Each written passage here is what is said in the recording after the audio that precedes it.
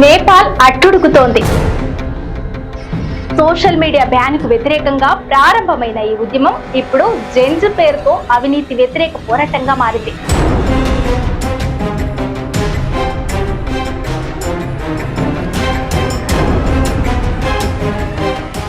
అసలు నేపాల్లో ఎందుకు సోషల్ మీడియా బ్యాన్ అయ్యింది? నేపాల్ ప్రభుత్వం గురువారం ఫేస్బుక్, ఇన్స్టాగ్రామ్ సహా పలు సోషల్ మీడియా సైట్లను నిషేధించింది. సమాచార ప్రసార సాంకేతిక మంత్రిత్వ శాఖ వద్ద రిజిస్ట్రేషన్ చేయకపోవడం దీనికి కారణమని పేర్కొంది. ఆగస్టు 28 నుంచి ఒక వారం గడువు ఇచ్చిన meta, Facebook, Instagram, WhatsApp, alphabet, YouTube, X, Reddit, LinkedIn వంటి సంస్థలు దరఖాస్తులు సమర్పించలేదని తెలిపింది. గతేడాది సుప్రీంకోర్టు ఆదేశాల ఆధారంగా ప్రభుత్వం ఈ నిర్ణయం తీసుకుంది. సంప్రదింపుల కేంద్రాన్ని ఏర్పాటు చేసి స్థానిక ఫిర్యాదు పరిష్కార అధికారి, కంప్లైంట్స్ అధికారి పేర్లు ఇవ్వాలని ఆదేశించింది. ప్రస్తుతం టిక్ టాక్, వైబర్, విట్క్, నింబల్, పోప్ లైవ్ లాంటి ప్లాట్ఫారంలు మాత్రం రిజిస్ట్రేషన్ చేసుకోవడంలో అందుబాటులోనే ఉన్నాయి. టెలిగ్రామ్, గ్లోబల్ డైరీ దరఖాస్తులు పరిశీలనలో ఉన్నాయని సమాచారం. దీనిపై నిరసనకారులు ఏమనుకుంటున్నారంటే, కాట్మాండ్ పోస్ట్ నివేదిక ప్రకారం నేపాల్లో ఫేస్బుక్ యూజర్లు సుమారు 1.35 కోట్ల మంది, ఇన్స్టాగ్రామ్ ను 36 లక్షల మంది వినియోగిస్తున్నారు. వీరిలో అనేక మంది వ్యాపారాల కోసం సోషల్ మీడియాపై ఆధారపడుతున్నారు. నిషేధం అమల్లోకి రాగానే ప్రభావితమైన వారు వీధుల్లోకి వచ్చి నిరసన మొదలు పెట్టారు. ఈ ఆందోళన క్రమంగా అవినీతి వ్యతిరేక ఉద్యమంగా మారింది. ప్రధాని ఓలీ తీరును తప్పుపడుతున్న ఆందోళనకారులు సోషల్ మీడియాపై బ్యాన్ ను ఎత్తివేయాలని డిమాండ్ చేస్తున్నారు. ఇటు జర్నలిస్టు సంఘాలు సైతం ఆందోళన బాటపట్టాయి. ఇక పరిస్థితిని అదుపు చేయడానికి నేపాల్ రాజధాని కాట్మాండ్ సహా 10 నగరాల్లో కర్ఫ్యూ విధించారు. నేపాల్లో జరిగిన జెంజ్ ఆందోళనల్లో ఇప్పటి వరకు 20 మంది వరకు ప్రాణాలు కోల్పోయారు. ఈ క్రమంలోనే నేపాల్ ప్రభుత్వం కీలక నిర్ణయం తీసుకుంది. అదేంటంటే సోషల్ మీడియాపై బ్యాన్ ఎత్తివేసింది.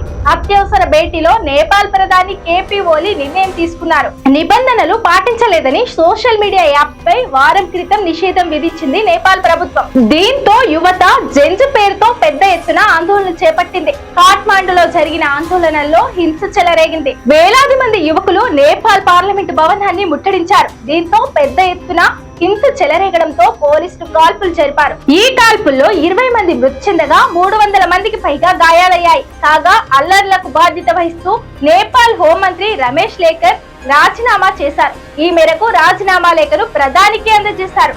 చివరకు ఆందోళనలకు తలొగ్గిన నేపాల్ సర్కార్ సోషల్ మీడియాపై నిషేధం ఎత్తివేసింది. అయినప్పటికీ ఆందోళనకారులు తలొగ్గడం లేదు. ప్రధాని ఓలీ రాజీనామా చేయాలని డిమాండ్ చేశారు. వృద్ధ నాయకత్వం దిగిపోవాలని పోరాటం చేస్తున్నారు. కాగా ఈ ఆందోళన వెనుక విదేశీ కుట్ర ఉందని ప్రభుత్వం పేర్కొంటుంది. యువత కోరుకున్నట్లుగానే నేపాల్ ప్రధానమంత్రి ఓలీ రాజీనామా చేయాల్సి వచ్చింది. అసలు ఆ పదవిని విడిచిపెట్టడానికి గల తప్పులు ఏమిటో తెలుసుకుందాం. జనరల్ జెడ్ ఆధ్వర్యంలో నిరసనకారులు రాజధాని కాట్మాండులోని అనేక ప్రాంతాల్లో ప్రధానమంత్రి ఓలీకి వ్యతిరేకంగా నినాదాలు చేస్తూనే ఉన్నారు. అనేక చోట్ల దహనకాండ కొనసాగింది. నేపాల్ విదేశాంగ మంత్రిని, ఆయన కుటుంబ సభ్యులను తీవ్రంగా కొట్టారు. ఆ కోపం ఎంతగా పెరిగిందంటే అనేక మంది నాయకులు, మంత్రుల ఇళ్లను ధ్వంసం చేసి నిప్పంటించారు. తీవ్ర హింస మధ్య హోంమంత్రి రమేష్ లేకర్ తన పదవికి రాజీనామా చేశారు. ప్రధానమంత్రిని రాజీనామాకు జనరల్ జెడ్ 1997 నుంచి 2012 మధ్య జన్మించిన యువకులు పట్టుబట్టారు. నేపాల్ రాజకీయాల్లో ప్రధానమంత్రి కేపీ శర్మ ఓలీ ఒక పెద్ద పాత్రధారిగా పరిగణిస్తారు. ఆయన 4వసారి నేపాల్ ప్రధానమంత్రి అయ్యారు. నేపాల్లో నిరుద్యోగం గరిష్ట స్థాయికి చేరుకుంది. దేశంలో అవినీతి కూడా పెరుగుతుంది. దీనిని నియంత్రించడంలో ఓలీ విఫలమయ్యారన్న ఆరోపణలు ఉన్నాయి. ఓలీ సంకీర్ణ ప్రభుత్వాన్ని నడుపుతున్నారు. ఆయన ప్రభుత్వం Nepal communist party, Nepali Congress party మద్దతుతో నడుస్తోంది. కానీ సంకీర్ణ ప్రభుత్వాన్ని నడిపిన తర్వాత కూడా ఆయన పార్టీ పట్ల, ప్రభుత్వం పట్ల నియంతృత్వ వైఖరిని అవలంబిస్తున్నారు. ప్రభుత్వానికి సంబంధించిన కీలక నిర్ణయాలను కూడా ఆయన తన సహచరులను పెద్దగా సంప్రదించలేదని చెబుతారు.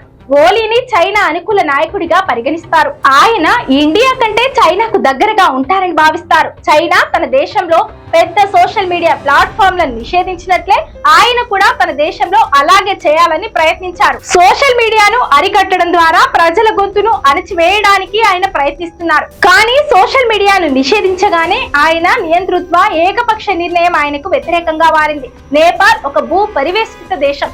ఇండియా, చైనా దాని ముఖ్యమైన పొరుగు దేశాలు. వ్యాఖ్యానించారు. ఓలీ భారతదేశ వ్యతిరేకి. గత నెలలో భారత విదేశాంగ కార్యదర్శి విక్రమ్ మిశ్రీ నేపాల్ పర్యటనలో ఉన్నప్పుడు అతను ఓలీని ఢిల్లీ సందర్శించడానికి ఆహ్వానించారు. ముందుగా ఆయన రావాలని అనుకున్నారని, కానీ తర్వాత దాన్ని రద్దు చేసుకున్నారని టాక్ వినిపిస్తోంది. ఓలీ ప్రధానమంత్రిగా 4వసారి పదవీకాలం వివాదాల్లో చిక్కుకుంది. ఇండియాతో ఆయన సంబంధం ఇంకా చేదుగానే ఉంది. ప్రధాని ఓలీ అనవసరమైన జాతీయవాద వైఖరిపై ఇండియా ఆగ్రహం వ్యక్తం చేసింది. లిప్లేక్ సరిహద్దుకు సంబంధించిన అంశంపై ఆయన భారత వ్యతిరేక భావాలను రెచ్చగొట్టడానికి ప్రయత్నించారు.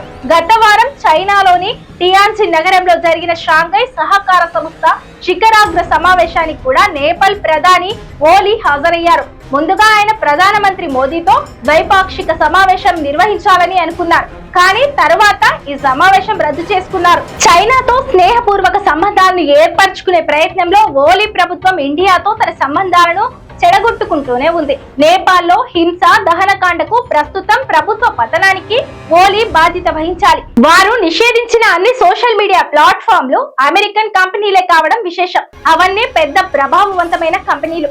ఈ ఏకపక్ష నిర్ణయంతో ఓలీ ప్రభుత్వం నేరుగా అమెరికాపై దాడి చేసింది. ప్రభుత్వం పెద్ద సోషల్ మీడియా కంపెనీలైన Facebook, Instagram, WhatsApp, Messenger, YouTube, X, స్నాప్చాట్లను నిషేధించింది. ఈ కంపెనీలన్నీ అమెరికాతో అనుసంధానించి ఉండగా చైనా కంపెనీలైన TikTok, WeChat, Weibo, Likee వంటి యాప్లు నేపాల్లో కొనసాగాయి. ఈ విధంగా ఓలీ ప్రభుత్వం అమెరికాకు వ్యతిరేకంగా ఉంటూనే చైనాకు మద్దతు ఇస్తోందనే సందేశం ప్రపంచ వ్యాప్తంగా వ్యాపించింది. Facebook, Instagram, WhatsApp, Messenger, YouTube వంటి సోషల్ మీడియా ప్లాట్ఫామ్లు ఇండియా, ఇతర దేశాల మాదిరిగానే నేపాల్లో బాగా ప్రాచుర్యం పొందాయి. నేపాల్ ప్రభుత్వం నిర్ణయంపై యువతరం ఆగ్రహం వ్యక్తం చేసింది.